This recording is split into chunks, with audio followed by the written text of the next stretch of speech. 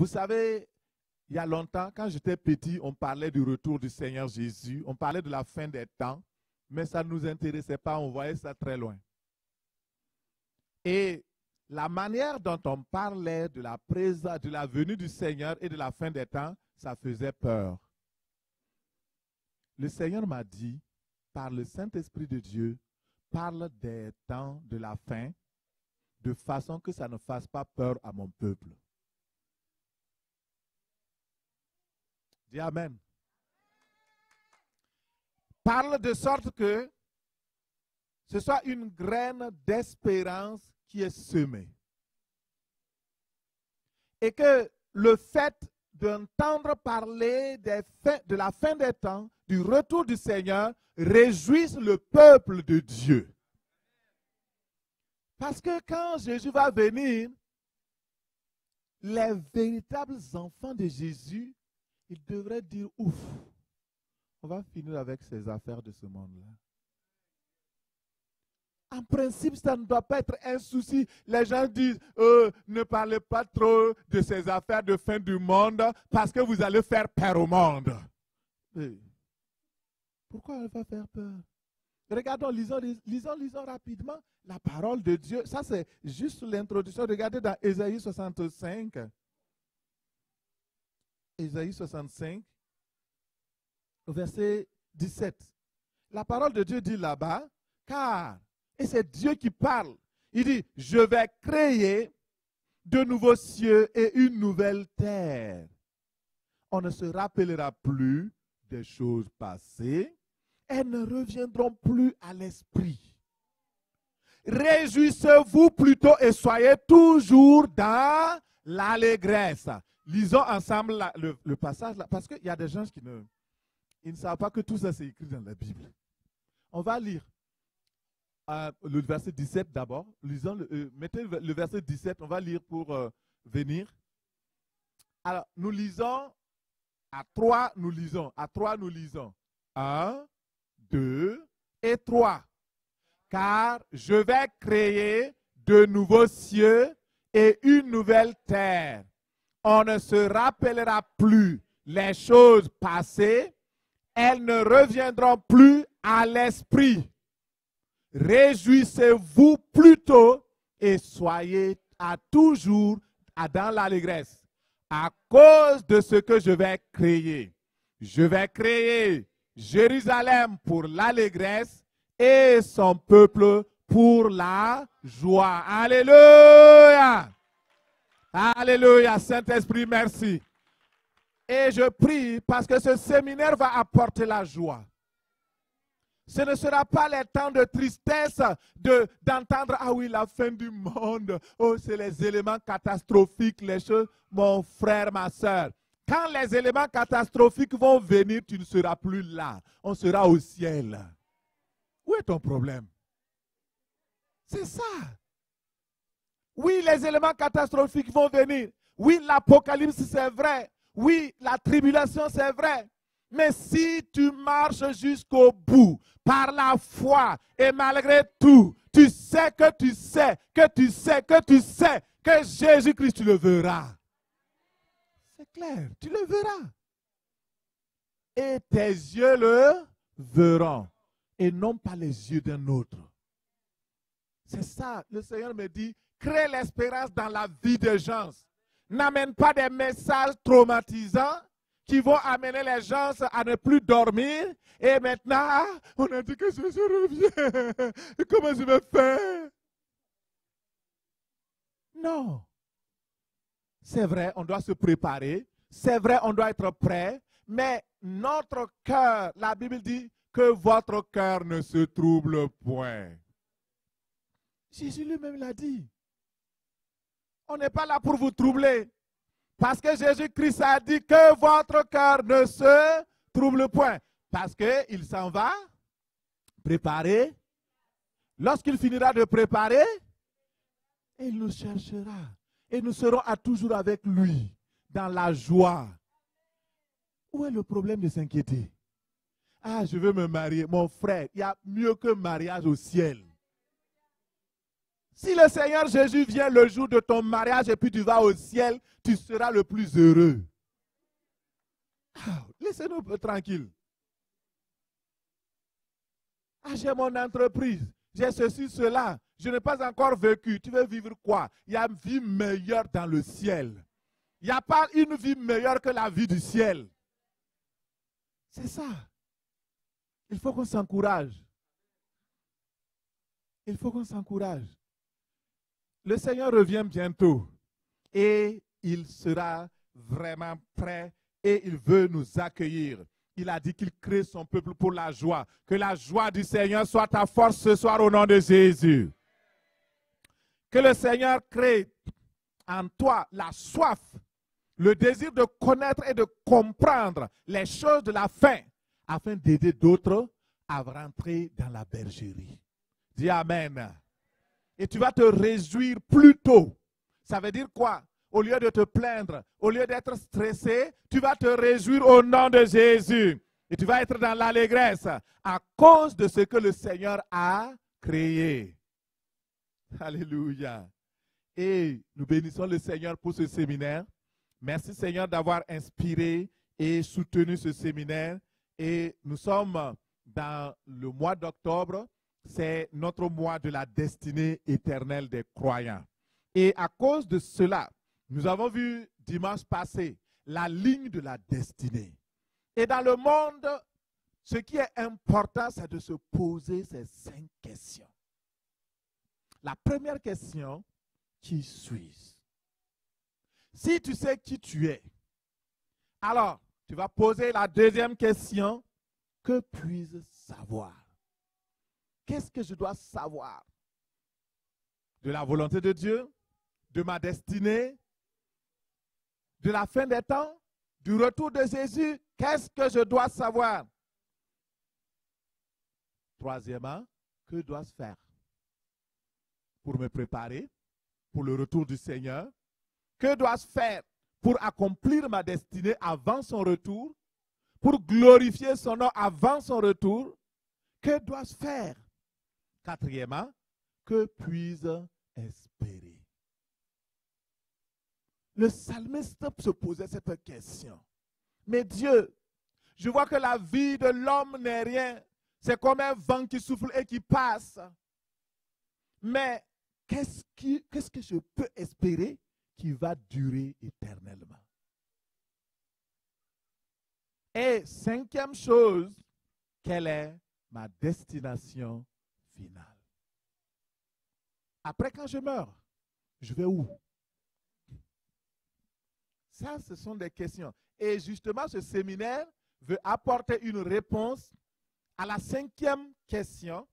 C'est pourquoi nous avons pris le temps de parler dans ce séminaire du retour du Seigneur et la fin des temps. Pourquoi? Parce que la fin des temps, le retour du Seigneur, c'est une doctrine fondamentale de la foi chrétienne. Deuxième chose, parce que les signes actuels de la venue du Seigneur se montrent avec urgence pour que nous puissions préparer le peuple. Il y a beaucoup de signes qui sont là et ça urge que nous parlions de cela. Troisième chose, pourquoi un séminaire? Parce qu'il y a des révélations nouvelles que le Seigneur nous a données et qui doivent être communiquées pour alerter le peuple de Dieu. Et dans Matthieu 25, verset 6, il dit, au milieu de la nuit, on cria, voici l'époux, allez à sa rencontre. Alléluia. Et il y a le cri de minuit qui s'en vient bientôt. Le cri de minuit, voici l'époux, Jésus l'époux, Jésus celui en qui vous croyez, que vous n'avez pas encore vu de vos propres yeux. Il reviendra, il s'appelle l'époux de l'Église et il vous attend. Et je voudrais dire que le Seigneur a établi dans chaque nation des héros qui crient. Pas héros dans le sens de héros, héroïne, mais des porte-paroles, des gens qui crient haut et qui disent, levez-vous, réveillez-vous. Et je fais partie aussi de ces personnes-là qui crient. Je fais partie de cette voix en pleine minuit. En pleine minuit. La nuit, c'est quoi? Ça symbolise les pleines crises. Quand vous regardez, vous lisez dans la parole de Dieu, vous voyez la nuit, ça symbolise l'obscurité. Ça symbolise les jours de tribulation, les périodes de ténèbres, l'adversité, les périodes où les femmes et les hommes sont égarés de Dieu. Ils ne veulent plus parler de la vérité. Et le Seigneur m'a appelé à faire retentir ce grand cri-là. Voilà l'époux, il arrive, allez l'accueillir, allez à sa rencontre. Et ce soir, nous introduisons ce séminaire par ce cri en disant, l'époux est là. Voici, il arrive. Voilà l'époux. Il arrive. Allons à sa rencontre. Et je prie que ce séminaire te donne des instruments, des outils, que tu sois outillé pour attendre le retour de l'époux, pour que tu puisses te lever et aller à sa rencontre, comme les 5 vierges sages. Il y en avait 10, mais il y avait seulement 5 qui ont pris la précaution de garder d'abord leur lampe allumée. Ensuite, elles ont réservé de l'huile. Et aujourd'hui, l'Église a besoin de réserve. Ce qui manque à l'Église, ce n'est pas les dons. Ce qui manque à l'Église, ce n'est pas la présence de Dieu. Ce qui manque à l'Église, ce n'est pas les enseignements. Nous avons les enseignements les plus répandus. Mais actuellement, on a eu les enseignements les plus précieux que les personnes de l'avant n'ont jamais eu. À cause d'Internet, partout vous ouvrez sur YouTube, vous allez entendre quelqu'un prêcher la bonne nouvelle partout. La Bible dit que dans les derniers temps de Daniel, là, la connaissance augmentera. La connaissance est à son comble. Ce n'est pas ça qui nous manque. Ce qui nous manque, c'est les réserves d'huile. Alléluia. Et ce séminaire va t'aider à mettre de l'huile dans ta lampe, à te préparer et à aussi conserver, à avoir de l'huile en réserve pour attendre l'époux qui s'en vient. Parce qu'il revient bientôt. Alléluia. Et nous l'attendons avec joie. Nous l'attendons avec plaisir. Nous l'attendons avec acclamation. Alléluia. Alléluia. Merci Seigneur. Merci Jésus. Et comme c'est juste une introduction que je fais aujourd'hui, je vais juste prendre quelques points pour vous dire que le but pour lequel le Seigneur nous a appelés, il a institué aussi la mission Rehoboth International, source de vie, c'est pour conduire à la gloire beaucoup de fils et de filles de Dieu. Par l'évangélisation, la formation, par la prière, les dons du Saint-Esprit. Et comme nous sommes dans la décennie de la gloire, et comme nous sommes dans le mois de la destinée éternelle, mon frère, ma soeur, il fallait que nous puissions parler de ce séminaire-là, que les gens soient formés, outillés. C'est important. Alléluia, gloire à Dieu. Merci Seigneur. Et nous allons regarder, qu'est-ce que la destinée éternelle? Je vais enseigner des choses que l'évangéliste est complémentaire. Je vais enseigner des choses que lui, il ne va pas enseigner. Et ce que lui, il va apporter, c'est donc moi je bâtis, il va construire dessus. Et c'est important que les gens voient le fondement.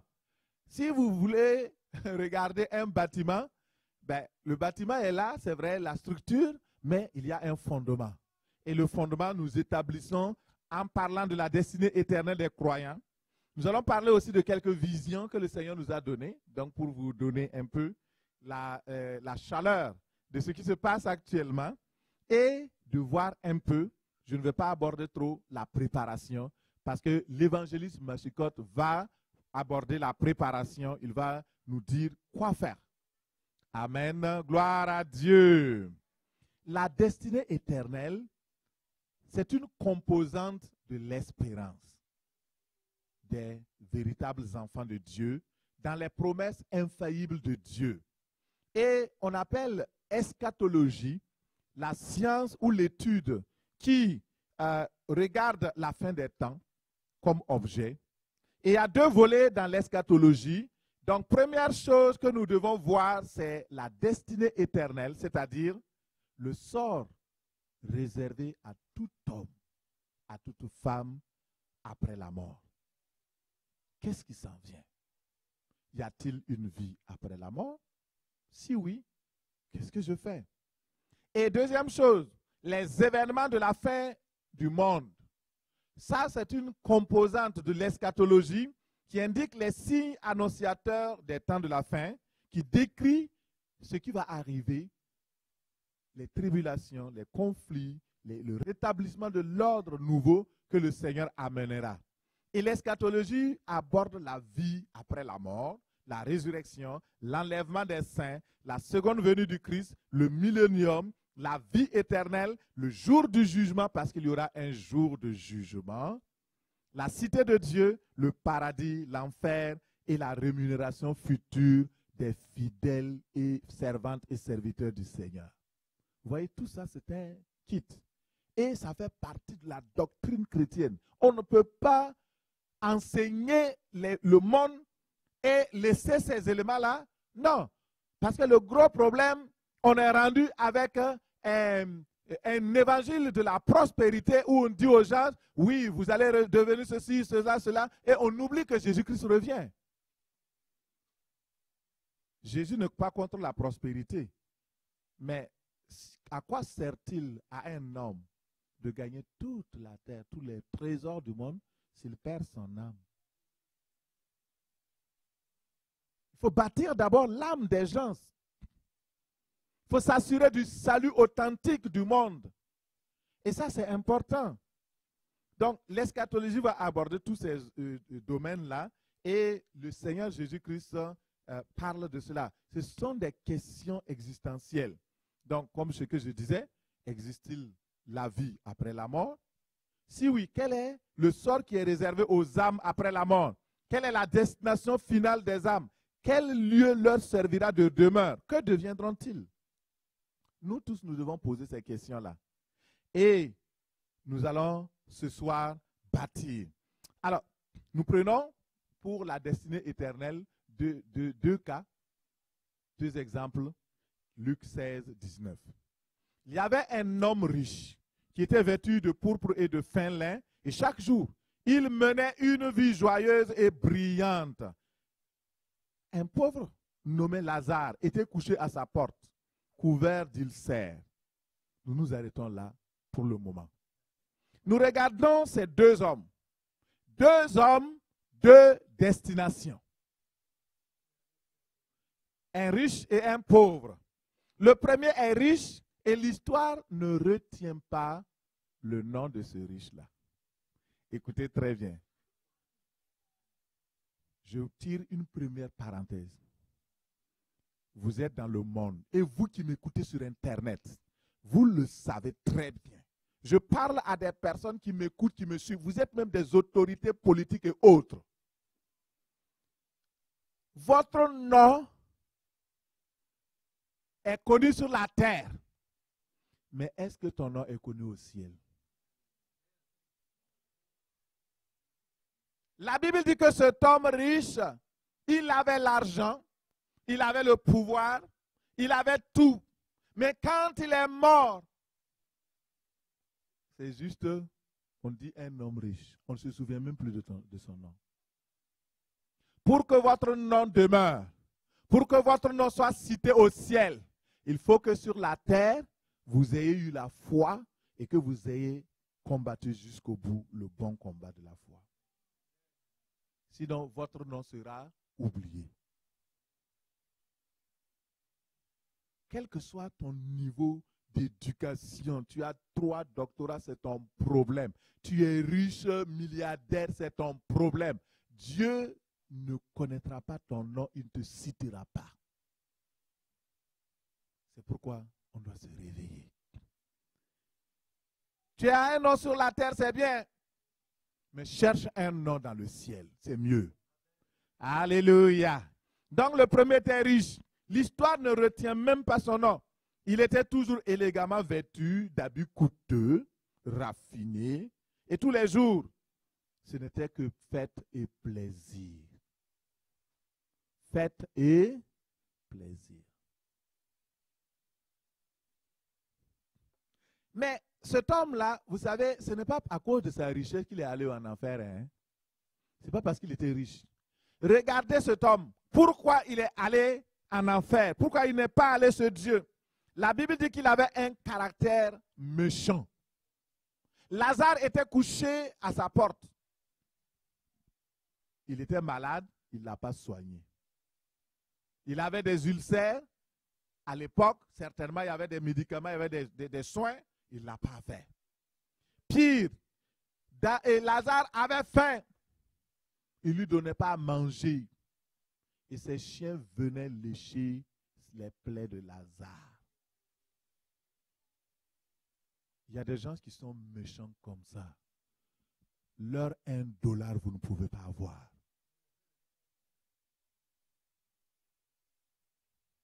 Ils ont tout. J'ai lu l'histoire d'un grand riche aux États-Unis. C'est quelqu'un qui jouait le handball. Il est très, très riche. Mais dans ses écrits, il a dit qu'il refuse de donner de l'argent de poche à ses enfants. Ils n'ont qu'à aller chercher. Que lui aussi l'a cherché. Donc ses enfants n'ont qu'à aller aussi chercher l'argent. Mais tu veux faire quoi avec ton argent? Si ce n'est pas pour nourrir ta famille, si ce n'est pas pour prendre soin des autres. Et frères et sœurs, c'est important. Regardons cet homme encore. Il ne connaissait pas Dieu. Il n'a pas cherché à connaître Dieu. La preuve est que quand il aura la discussion avec Abraham, on voit qu'il ne connaît pas Dieu. Quand Abraham parle, il dit non. Il ne veut pas croire. Et à côté de lui, le second s'appelle Lazare. Lui, on connaît son nom.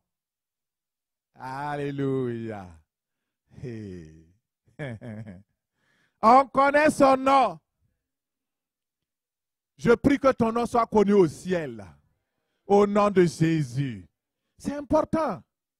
On connaît son nom. On le nomme. Il était pauvre sur la terre. Il vivait à côté d'un riche, il se couchait devant sa porte et son corps était couvert de plaies, mais c'était une personne qui craignait Dieu. Il avait la foi d'Abraham. Malgré le fait qu'il avait le ventre creux, il ne pouvait pas manger à sa faim. Il n'insultait pas Dieu. Il ne blasphémait pas. Il ne sacrait pas.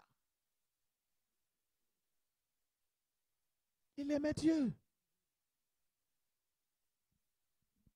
Vous voyez, malgré son état déplorable, il avait la foi. Il vivait la vie juste de Dieu. Et il adorait Dieu.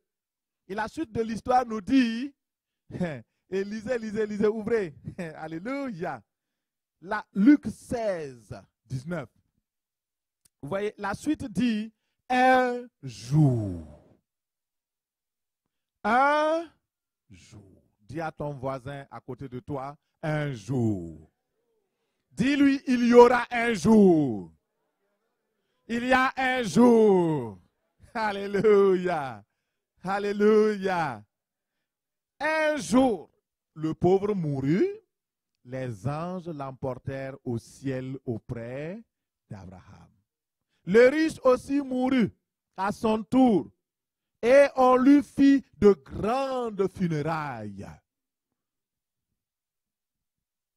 Dans sa cathédrale, ils ont fait funérailles grandioses. Les gens sont mangés. Ils ont envoyé dans la mère de la cathédrale, dans la plus grande cathédrale de la région, ils ont fait célébrer les messes. Ils ont fait des funérailles. Et dans l'autre, ils ont envoyé jusqu'au suprême pour qu'on fasse des funérailles encore. Croyant que, à force de funérailles, son âme quittera le lieu méchant pour aller dans le bon lieu.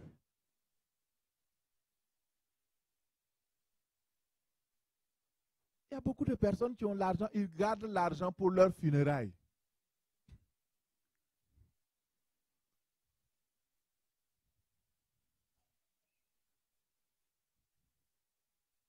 Et cet homme-là, il avait beaucoup d'argent. Les gens sont festoyés. Et ses amis disaient, waouh, c'est une bonne personne. On a mangé, on a bu, on a fait les funérailles.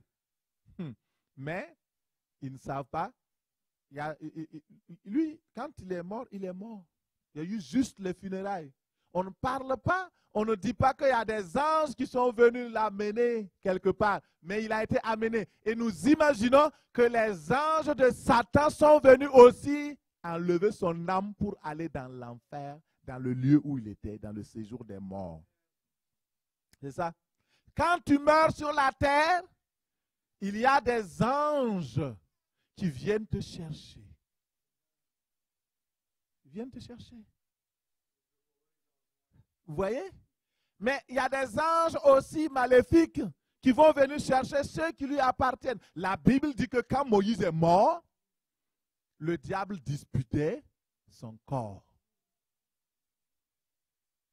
Et Moïse, tu sais bien, hein, tu t'es fâché contre Dieu, tu t'es mis en colère, tu as frappé 2 fois le rocher, tu dois venir à moi. Toi, tu es un colérique, viens, viens, viens, viens. Dieu dit non, je l'ai pardonné, c'est mon fils. Alléluia. Et je prie que tu n'aies même pas, il n'y ait même pas de bagarre sur ton corps. Dès que tu es mort seulement, pfiou, au nom de Jésus. C'est ça. Qu'on n'ait même pas besoin de disputer ton corps. Et si le Seigneur Jésus-Christ revient, nous serons enlevés sans voir la mort. Yes! Ça, c'est merveilleux encore plus, hein? Alléluia! Et la Bible dit, consolez-vous avec ces paroles. L'église est pleine de tristesse. Les assemblées sont là. On vient, oh, notre Jésus il est mort dimanche. Vous savez pourquoi les gens sont fuis les églises? Parce qu'il n'y a pas la joie. On vient pour enterrer Jésus dimanche. Chaque jour, on dit, on va à la messe. La messe, là, ça veut dire quoi? L'enterrement. Messe, ça veut dire, change ton langage. On ne dit pas messe, on va adorer. Le ressusciter. C'est ça. Que le Seigneur crée la joie au milieu de nous au nom de Jésus. Que la gloire de Dieu se lève sur cette assemblée au nom de Jésus. Et le riche mourut à son tour. On lui fit de grands funérailles. Luc 16, 23, dans le séjour des morts, il leva les yeux. Ah, regardez, ça veut dire qu'il est conscient. Hein? Quand on meurt, que tu sois dans le mauvais endroit ou bien dans le bon endroit, tu es conscient de tout ce qui se passe. Et on a toujours des yeux pour voir. Il lève les yeux, il voit de l'autre côté. Dieu a fait exprès pour que nous puissions comprendre ce qui se passe. Il lève les yeux, il regarde, il voit Lazare. Il dit, c'est qui ça? On dirait que c'est Lazare. Est-ce que c'est bien lui? Il dit, oui, c'est Lazare. Mais il ne parle pas à Lazare parce qu'il sait que s'il parle à Lazare, Lazare ne va pas lui répondre. Il a tellement fait du mal à Lazare. Et il voit Lazare dans le sein d'Abraham, dans la présence d'Abraham. Abraham, c'est le représentant de ceux qui croient, c'est le patron de la foi. C'est le patriarche qui a cru contre toute espérance. Et tous ceux qui croient, alléluia, vous verrez Abraham. Vous serez dans son sein au nom de Jésus. Et là, il voit Lazare. Il dit, est-ce que c'est bien lui? Je n'ose pas lui adresser la parole. Je vais parler à Abraham. Peut-être que lui, comme c'est le patron là-bas, il va donner des directives pour que Lazare vienne me donner un peu d'eau, une goutte d'eau. Imaginez l'atrocité de l'enfer. Il cherche seulement une goutte d'eau. Quand vous avez soif, est-ce que ce bidon-là, ça peut même vous rafraîchir? Ça peut vous rafraîchir? Non, même pas. Si vous avez vraiment soif, il faut au moins 5 de ça. Vous n'avez jamais eu soif, hein? Demandez-moi. J'ai eu soif. J'ai gardé des animaux en brousse. Vous arrivez dans un endroit, il n'y a pas d'eau. Vous soupirez après. Comme on dit, une biche soupire après des courants d'eau là. Quand tu gagnes l'eau là, nous on s'accroupit comme ça et puis on avale. On avale. Tu prends des minutes pour... Hey, mon frère, tu n'as jamais eu soif, c'est pourquoi tu ne sais pas. Et imaginez, Lazare, il demande à le riche, le méchant riche, il demande à Lazare juste une petite goutte. Imaginez. Et il ajoute, parce que je suis là, je souffre atrocement. Dans ce lieu de tourment, je souffre. Père Abraham, aie pitié de moi. Envoie Lazare pour qu'il trempe le bout de son doigt dans l'eau et me rafraîchisse la langue, car je souffre cruellement de cette flamme. Et je voudrais attirer l'attention. Sachez que c'est le Seigneur Jésus-Christ qui a raconté cette histoire. Ce n'est pas du bluff. Ce n'est pas de la blague. C'est la réalité. Et cette histoire nous apprend plusieurs choses. Notez rapidement les choses que ça nous apprend. Première chose, quelle que soit notre richesse, quelle que soit ta richesse, quelle que soit ta pauvreté, alors nous passerons tous par la mort. À moins que tu sois enlevé avant la mort. Alors, Ecclésiaste 3 nous dit, il y a un temps pour naître, un temps pour mourir. Deuxième chose, tous les hommes sont égaux devant la mort. Sur la terre, on n'est pas égaux, hein? On a des richesses, des choses, mais devant la mort, tout le monde, même chose. Ecclésiaste 8:8 nous dit, l'homme n'est pas maître de son souffle pour pouvoir le retenir le jour de la mort. Il n'a aucune puissance sur le jour de la mort. Il n'y a de délivrance, il n'y a pas de délivrance dans ce combat. Et la méchanceté ne saurait sauver les méchants. Donc, égalité parfaite. Troisième chose, Dieu ne fait exception de personne. Quel que soit qui tu es. Romains 2:11. Car devant Dieu, il n'y a point d'acception de personne. Celle où celui qui craint Dieu, qui pratique la justice, lui est agréable.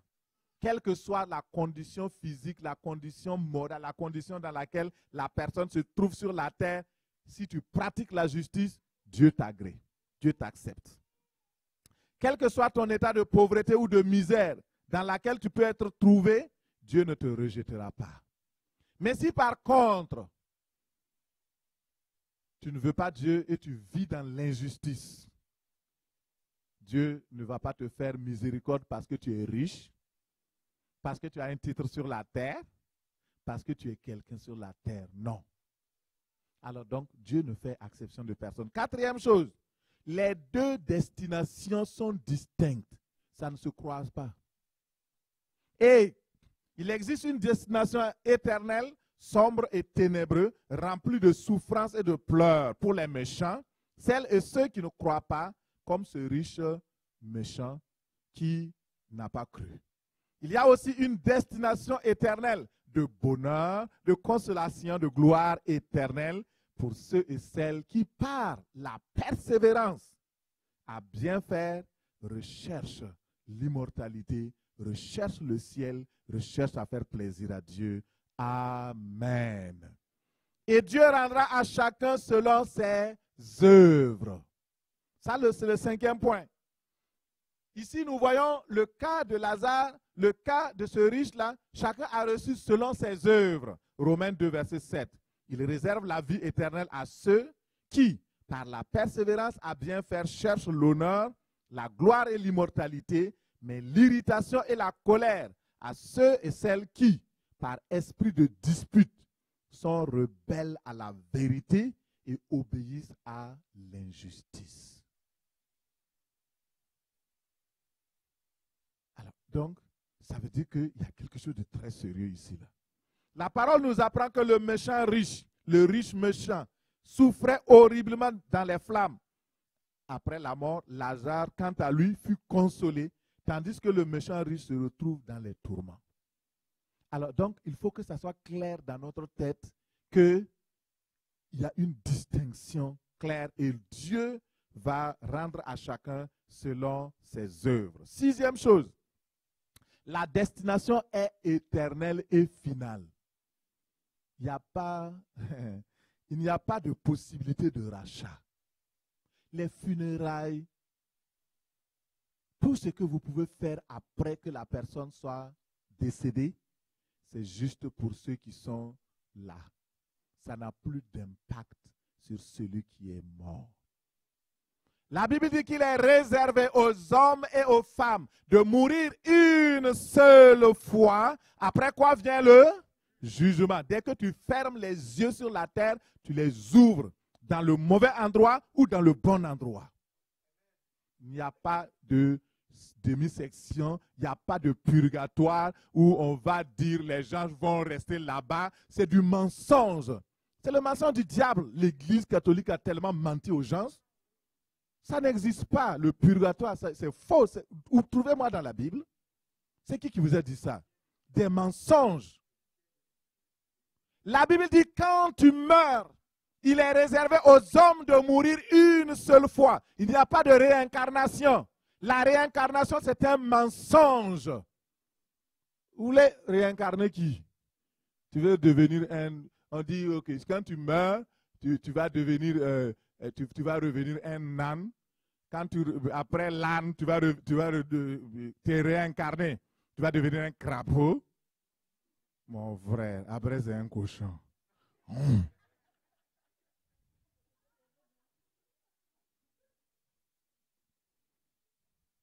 Il faut que la Bible est le seul, la seule vérité en ce qui concerne Jésus-Christ, en ce qui concerne la vie éternelle. Et je le dis publiquement, celui qui veut, il n'a qu'à venir me contredire. En parlant de la Bible, prends la Bible, tu vas venir me contredire. Qu'est-ce que tu peux m'apprendre de la vie éternelle, de ce qui est dans la parole, sur ce que l'éternité est? Il n'y a pas de négociation. Dès que tu meurs, ton sort est scellé. Si tu veux prier pour les gens là, il faut prier maintenant. Quand il va mourir, ton fils que tu aimes là, s'il ne se convertit pas maintenant, s'il meurt, il va en enfer. Tu ne peux rien faire. J'aime mes enfants, j'aime mon épouse, j'aime ma maman est toujours vivante. Je lui ai dit, maman, il faut connaître Jésus. Si tu meurs sans le connaître, on ne se verra plus jamais. Nos chemins sont divisés pour toujours. Il faut dire la vérité aux gens. Je lui ai dit. Et je l'ai assise. Elle dit, et parce que j'ai vu un rêve, et je raconte ce rêve-là parce que je l'ai raconté 2 fois, je crois. J'ai vu un rêve, ma maman mourir, et on la mettait dans un cercueil. Et quand on la mettait dans un cercueil, je n'étais pas à l'aise, parce que je savais qu'elle n'allait pas chez Dieu. Je n'étais pas à l'aise. Et je disais à mon petit frère, dans le rêve toujours, je disais à un de mes petits frères, fais tout pour qu'elle accepte Jésus avant de mourir. Fais tout pour qu'elle confesse que Jésus est Seigneur et Sauveur. Fais tout. Et donc, je faisais tout. Mais non, ça ne marchait pas. Quand je me suis réveillé, vous savez, là-bas, le soleil se lève plus tôt. Et je me suis levé, j'ai appelé immédiatement. Je dis, est-ce que ma maman est malade? Mon petit frère me dit oui. La nuit, elle a failli passer trépas. Je dis oui, mais je la voyais en rêve tout de suite. Chez nous, il fait encore nuit. Et ils me disent, c'est -1, on allait la perdre. Et ce n'est pas fini parce qu'elle est souffrante, elle n'arrive même pas à respirer. Et j'ai dit, passez-moi ma maman. Ils lui ont donné le téléphone. J'ai dit, maman, le Seigneur m'a parlé. Tu as gardé des rancunes contre des gens. Il y a des choses que tu n'as pas pardonnées. Ta vie n'est pas propre devant Dieu. Si tu meurs maintenant, tu iras en enfer. Répands-toi. Tu es ma maman, tu m'as donné la vie. Je dois maintenant te dire la vérité. Elle s'est repentie. Elle a demandé pardon à Dieu. Et j'ai dit maintenant, comme tu t'es repenti, je vais demander la grâce à Dieu. Tu ne vas pas mourir, mais tu vas encore avoir la vie. Parce que le diable voulait profiter de cette occasion pour l'emmener. Souvent, il y a des morts. Le diable t'écrase pour t'amener. Parce que lui aussi, il veut gagner. Et le temps est court. Il sait que le temps est court. Et il cherche aussi des candidats pour peupler l'enfer. Et nous sommes les enfants de Jésus. Nous devons dépeupler l'enfer et peupler le paradis. Par la prière, par l'évangélisation. C'est ça, mon frère, ma soeur. Et quand j'ai prié pour ma maman, le Seigneur lui a redonné la vie. Frères et sœurs, sachant que tout ce que le Seigneur fait est bon. La destination éternelle est éternelle et finale. Il n'y a pas de possibilité de rachat, ni passerelle pour une destination autre. Quand Lazare a dit quoi? Abraham, et plutôt le riche, le méchant riche là, il a dit à Abraham, envoie Lazare vers moi, il va m'apporter un peu d'eau. Une goutte seulement. La réponse d'Abraham, vous connaissez, hein? Il dit non, il n'y a pas de possibilité pour quiconque est ici de venir vers chez vous. Et si quelqu'un est chez vous, il n'y a pas de possibilité de venir ici. J'entends quelqu'un, je sens quelqu'un qui dit, ah mais Dieu est un Dieu de grâce, c'est un Dieu de bonté. La bonté de Dieu, la grâce de Dieu, c'est sur la terre. Après ça, c'est fini. Oublie. Oublie ça. 7e chose. Celles et ceux qui sont vivants sur la terre peuvent encore espérer être sauvés. Alléluia, ça c'est la bonne nouvelle. Alléluia. La Bible dit qu'il y a de l'espoir. Même un chien vivant vaut mieux qu'un lion mort. Si tu es vivant, tu peux être sauvé. Le Seigneur t'aime et il veut te sauver. Et il va te sauver si tu lui donnes ton cœur. Et ça, c'est la bonne nouvelle. Il n'y a pas de fatalité. Tous peuvent être sauvés. Il suffit seulement de croire. Crois au Seigneur Jésus et tu seras sauvé, toi et ta famille. Dans Ésaïe 55, versets 6 à 8, il dit, cherchez l'Éternel pendant qu'il se trouve. Invoquez-le tandis qu'il est prêt. Que le méchant abandonne sa voie et l'homme d'iniquité ses pensées. Qu'il retourne à l'Éternel qui aura pitié de lui, à notre Dieu qui ne se lasse de pardonner. Voilà l'invitation de Dieu ce soir. Il dit que le méchant, la méchante, le méchant c'est qui? Ah, moi je ne suis pas méchant, je n'ai pas tué quelqu'un. Mais tu hais ton frère. La Bible dit que celui qui n'aime pas son frère, sa soeur, c'est un meurtrier. C'est la même chose. Hein? Il faut aller voir. Ah, je n'ai pas commis d'adultère. Tu regardes les filles et puis tu avales ta salive. C'est la même chose, c'est adultère. Tu regardes les films pornographiques et tu es là, tu es dans les anges. Tu meurs là, tu vas en enfer.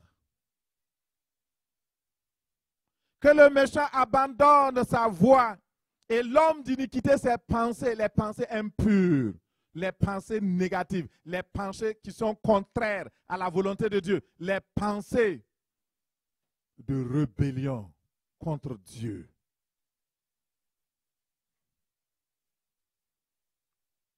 Alors, je vais vous raconter les visions que j'ai eues. Avant de terminer, on va prier, on va se lever pour prier.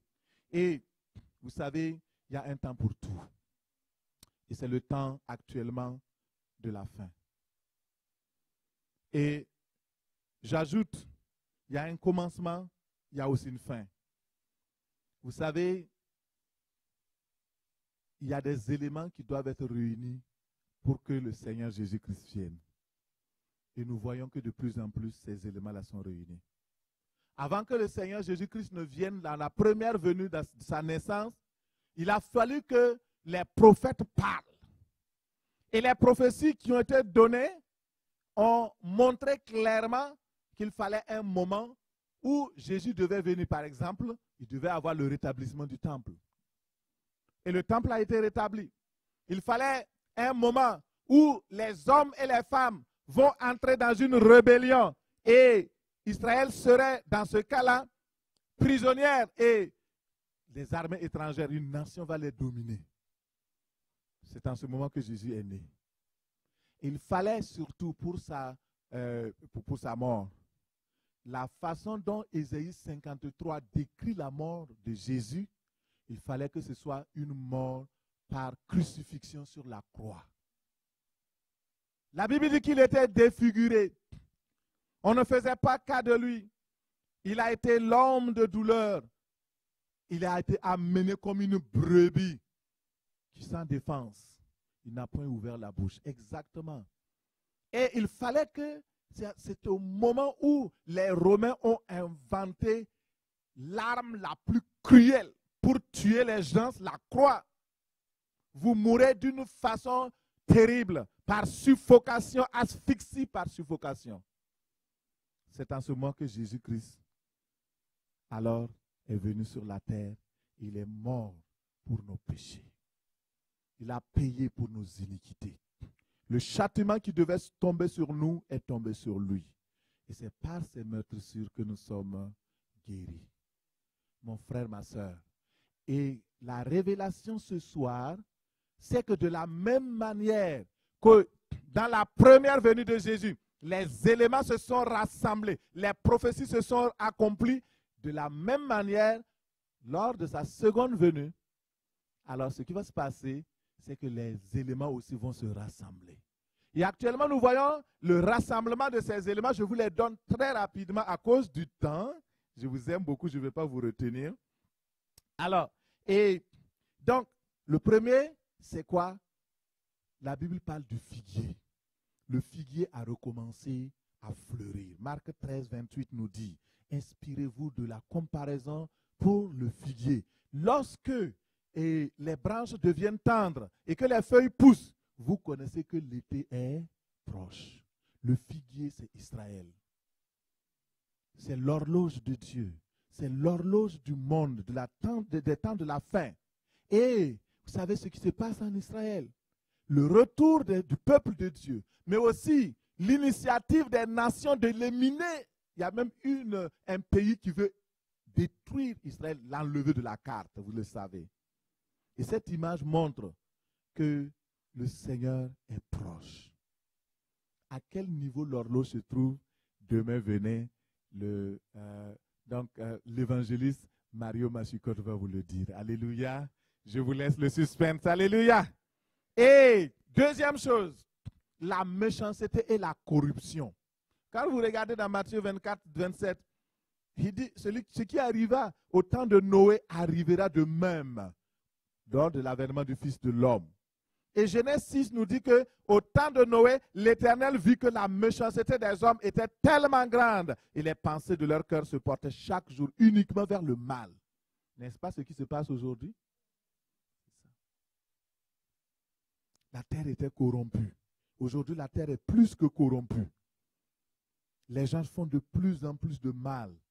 Et troisième élément très important que nous devons accrocher, c'est les plaisirs sensuels sans limite. Les plaisirs sexuels, les plaisirs des yeux, plaisirs de ceci. Tout ce qui s'appelle plaisir rassemblé se trouve dans Luc 17, 29. Ce qui arriva du temps de Lot arrivera pareillement. Les hommes mangeaient, buvaient, achetaient, vendaient, bâtissaient, jusqu'au jour où Lot sortit de Sodome. Et une pluie de feu et de soufre tomba du ciel et les fit tous périr. Il en sera de même le jour où le Fils de l'homme paraîtra. Donc, nous voyons, mais je vous ai dit tantôt qu'il y a des signes qui rassemblent. Aujourd'hui, plus que jamais, les hommes ont les armes pour faire exploser le monde par le feu. Oui ou non? Quand on regarde, les États-Unis à eux seuls peuvent faire sauter toute la terre 10 fois. Toute la terre. La Russie peut faire sauter la terre plus de 12 fois. Ils sont plus puissants que les États-Unis. Hein? Vous ne savez pas ça. En termes d'armes nucléaires, ils ont, en termes de nombre d'ogives nucléaires, la Russie en a plus que les États-Unis. Même la petite Corée du Nord là-bas peut faire exploser la terre 2 fois. Alors, donc, les choses sont réunies. Et puis, je vous pose la question. Vous savez quoi? On fabrique une arme, c'est pour un jour l'utiliser, non? Les gens disent que c'est pour la dissuasion. Pourquoi on en fabrique? C'est pour utiliser. Tôt ou tard, on va l'utiliser. Et c'est pourquoi les éléments sont maintenant réunis. Tout est réuni. Tout est là. Il n'y a pas de délai. Mon frère, ma soeur. Et au temps de Lot, les gens mettaient leur plaisir à faire du mal. Les comportements de plaisir sans retenue. Genèse 19, 5. Ils appelaient Lot, les gens de la ville appelaient Lot et dirent, où sont les gens qui sont venus chez toi ce soir? Fais-les sortir. Nous voulons prendre notre plaisir avec eux. Lot sortit sur le seuil de la maison, ferma la porte derrière lui et leur dit, non, mes amis, ne commettez pas ce crime. Aujourd'hui, ces crimes-là, c'est normal. Si toi tu parles, on t'enferme. On te dit tu es homophobe. C'est ça? Les lois protègent. Et vous savez, il y a le temps de Lot est encore là. Le temps de Noé est là.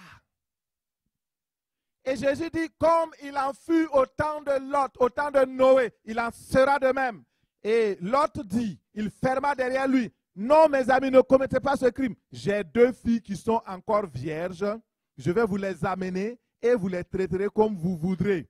Mais ne faites rien à ces gens. Ce sont mes hôtes. Ils sont sous ma protection. Et ils disent, ôte-toi de là. Répondit-il, tu n'es qu'un étranger et tu veux faire la loi chez nous? Ici, c'est notre loi qui compte. Et ça là, écoutez, les comportements même pires que ce qui se passe à Sodome sont maintenant à nos portes. Et gare à celui qui s'y oppose. Et je prie que les anges de Dieu vous protègent au nom de Jésus.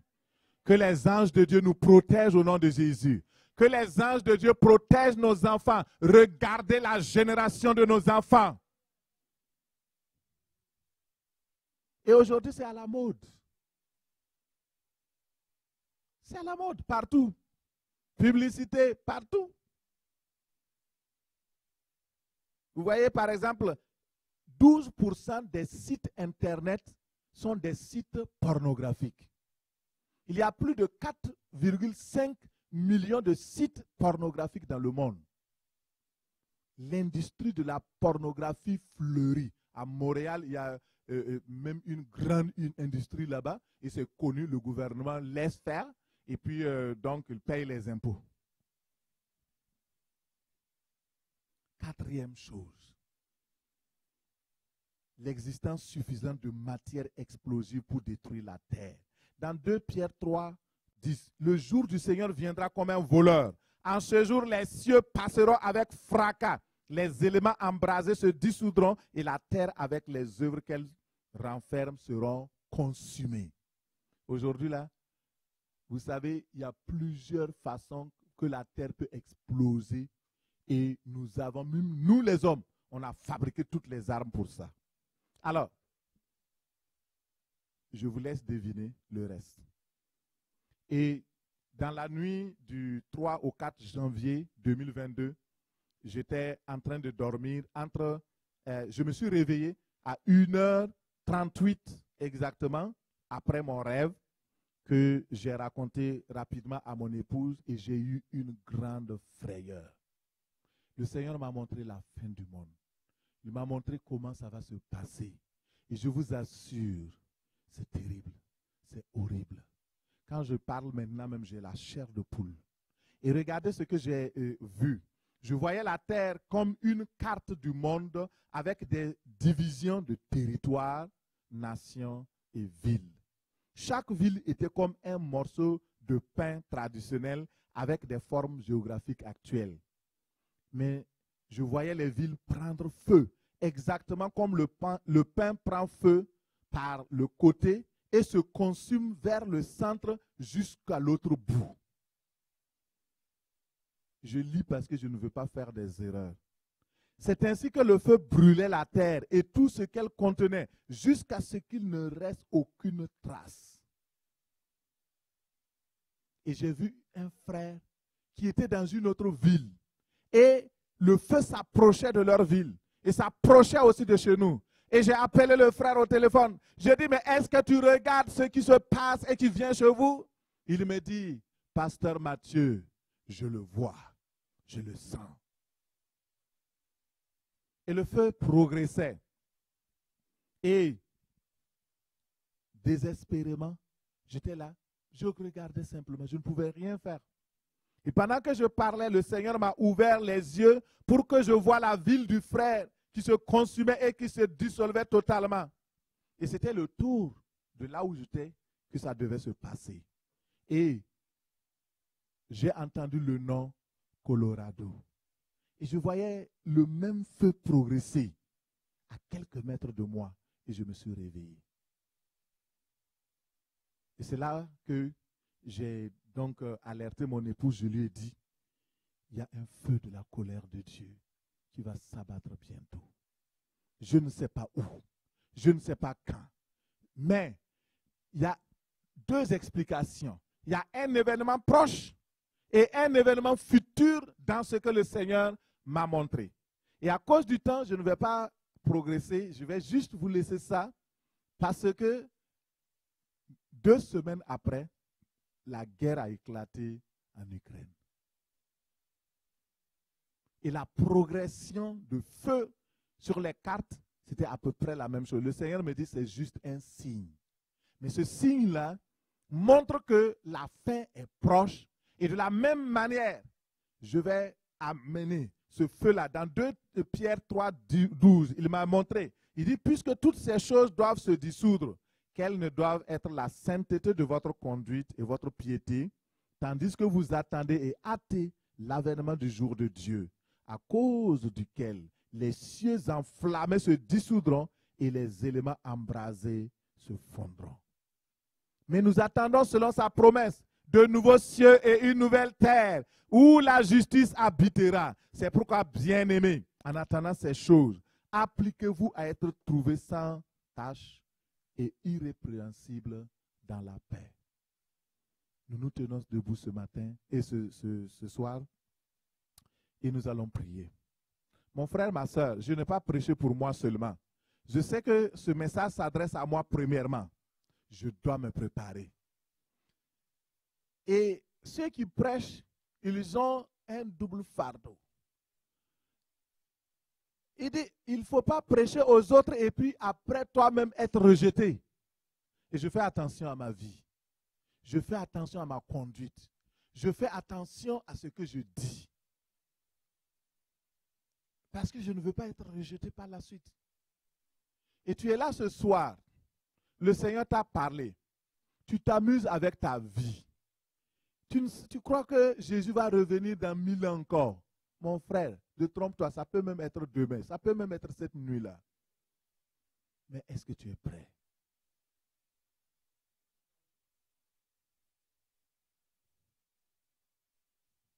Est-ce que tu es prêt?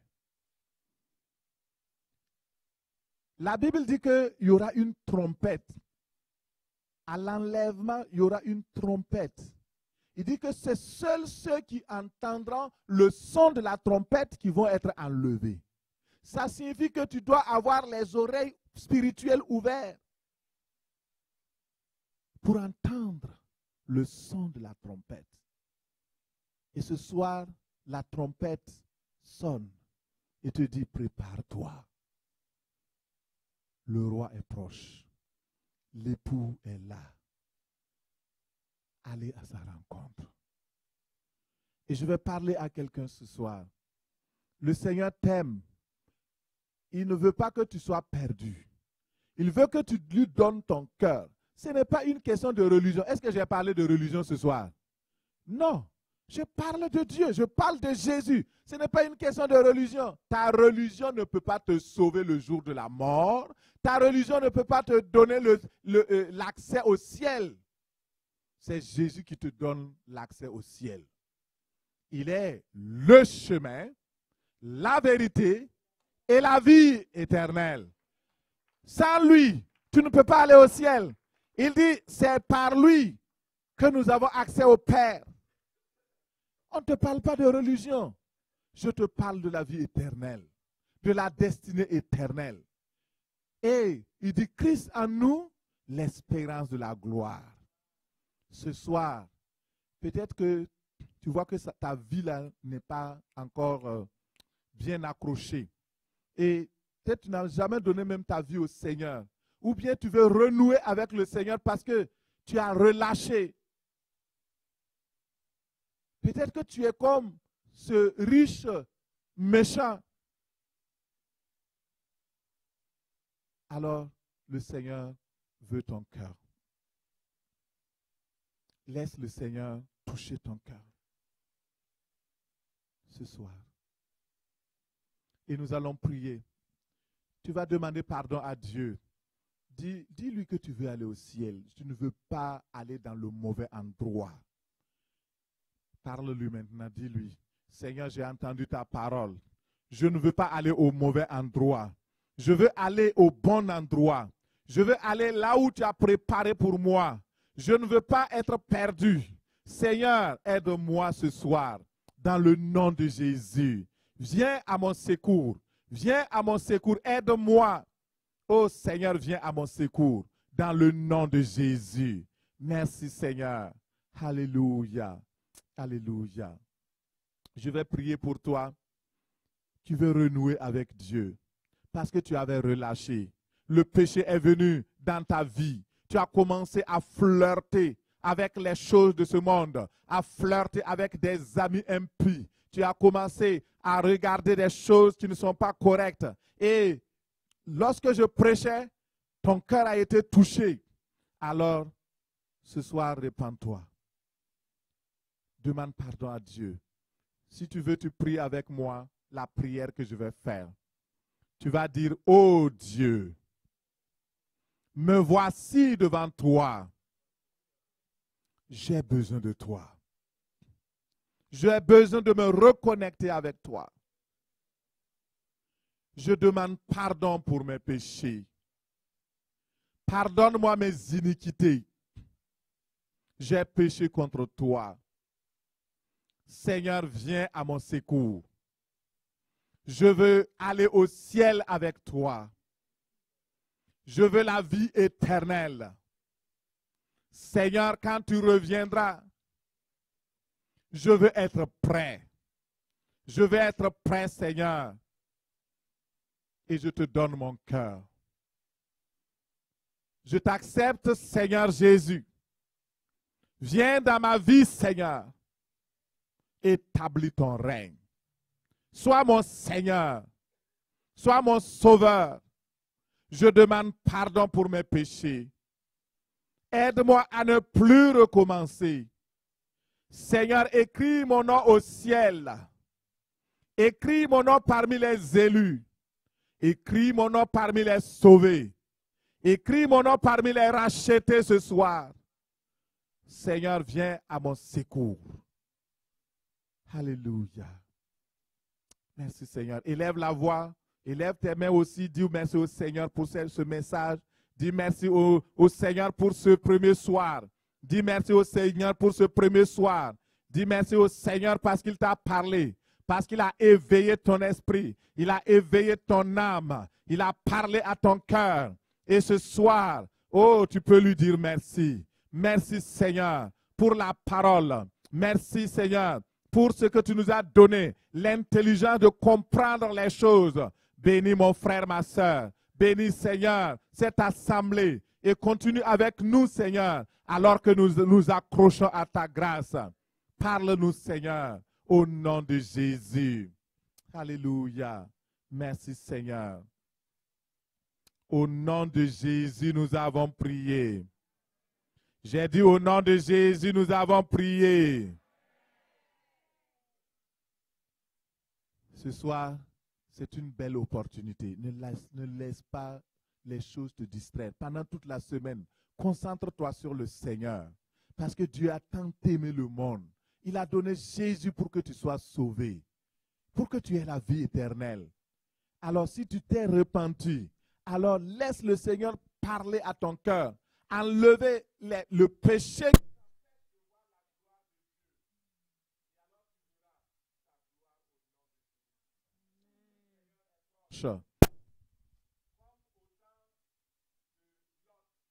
Comme au temps de Noé, le Seigneur vient.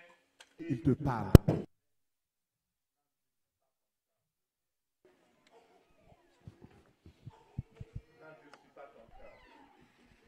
Les hommes au temps de Lot étaient rebelles.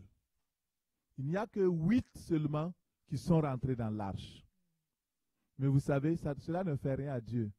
Il y a des gens qui disent, ah, vous croyez que c'est vous seulement qui allez au ciel et tout le monde, regardez tout ce monde-là qui ne croit pas comme vous. Dieu, il ne regarde pas le nombre, hein. Il regarde la qualité. Il regarde la qualité. Alors, mon frère, ma soeur, accroche-toi au Seigneur. Accroche-toi au Seigneur. Et vous qui vous dites, peut-être tu m'écoutes, tu dis, oh, cela ne me concerne pas, je suis clean. La Bible dit, dans Luc 17, il dit que celui qui se croit debout prenne garde de tomber. La femme de Lot croyait qu'elle était debout. Mais face à l'épreuve, elle a fait un tour en arrière et elle est tombée. Que le Seigneur te garde au nom de Jésus. Tu ne seras pas comme la femme de Lot au nom de Jésus. Tu ne regarderas pas en arrière au nom de Jésus. Tu regarderas toujours devant au nom de Jésus. Tu marcheras toujours avec le Seigneur dans la foi au nom de Jésus. Que ce qui fait tomber les gens à côté, à droite, ne te touche pas au nom de Jésus. Que 1000 tombent à ton côté, 10 000 à ta droite, que tu ne sois pas atteint au nom de Jésus. Le Seigneur te garde et t'accompagne. Dans le nom de Jésus, nous avons prié. Amen.